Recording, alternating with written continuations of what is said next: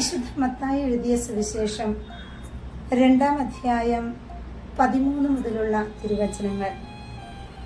അവർ പോയി കഴിഞ്ഞപ്പോൾ കർത്താവിന്റെ ദൂതൻ സ്വപ്നത്തിൽ പ്രത്യക്ഷപ്പെട്ട് ജോസഫിനോട് പറഞ്ഞു, എഴുന്നേറ്റ് ശിശുവിനെയും അമ്മയെയും കൂട്ടി ഈജിപ്തിലേക്ക് പലായനം ചെയ്യുക.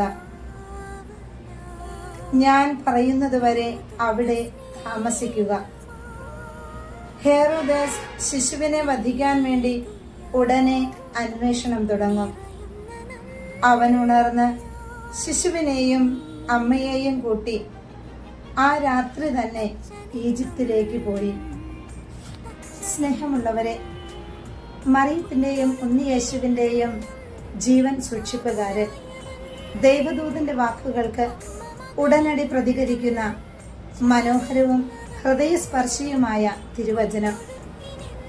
ദൈവദൂതന്റെ വാക്കുകൾ കേട്ട മാത്രയിൽ യാത്ര പുറപ്പെടാതിരിക്കാൻ കാരണങ്ങൾ ഏറെ ഉണ്ടായിട്ടും ഒരു മറുചോദ്യവും ചോദിക്കാതെ ഉടനടി യാത്രയാകുന്ന നല്ല പിതാവ്, ജീവൻ വില കൊടുത്ത് സൂക്ഷിക്കാൻ തയ്യാറായ ജീവന്റെ കാവൽക്കാരൻ. ഇന്ന് അനേകം കുഞ്ഞുങ്ങൾ മാതാവിന്റെ ഉദരത്തിൽ വെച്ചു തന്നെ നിഷ്കരുണം കൊല ചെയ്യപ്പെടുന്നുണ്ട്. ജീവന് വിലയില്ലാത്ത ഒരു ലോകം. ഇതിനിടയിലും ജീവന്റെ സംരക്ഷണത്തിനു വേണ്ടി പോരാടുന്ന അനേകം പ്രോലൈഫ് പ്രവർത്തകരെ നാം കണ്ടുമുട്ടിയിട്ടുണ്ട്. ഗർഭസ്ഥ ശിശുക്കളുടെ ജീവന്റെ സംരക്ഷണത്തിനു വേണ്ടി പ്രാർത്ഥിക്കുകയും പ്രവർത്തിക്കുകയും ചെയ്യുന്നവർ.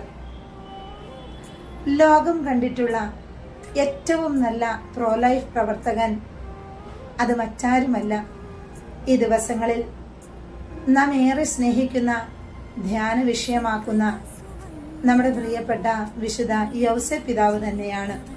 വിശുദ്ധ യൗസേപ്പ് പിതാവിന്റെ തിരുനാളിനൊരുങ്ങിക്കൊണ്ടിരിക്കുന്ന ഈ 9-ാം ദിനത്തിൽ നമുക്ക് പ്രാർത്ഥിക്കാം.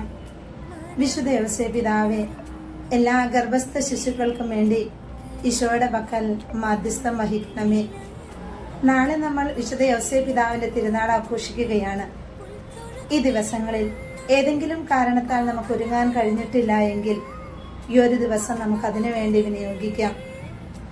അമ്മയുടെ അരികിൽ സ്നേഹപൂർവം വാത്സല്യത്തോടെ ഇരിക്കുന്ന ശിശുവിനെ പോലെ വിശുദ്ധ യൗസേപ്പ് പിതാവിന്റെ മടിത്തട്ടിൽ നമുക്കുമായിരുന്നു കൊണ്ട് അവിടുത്തെ ഹൃദയസ്പന്ദനങ്ങൾ ഏറ്റുവാങ്ങാം.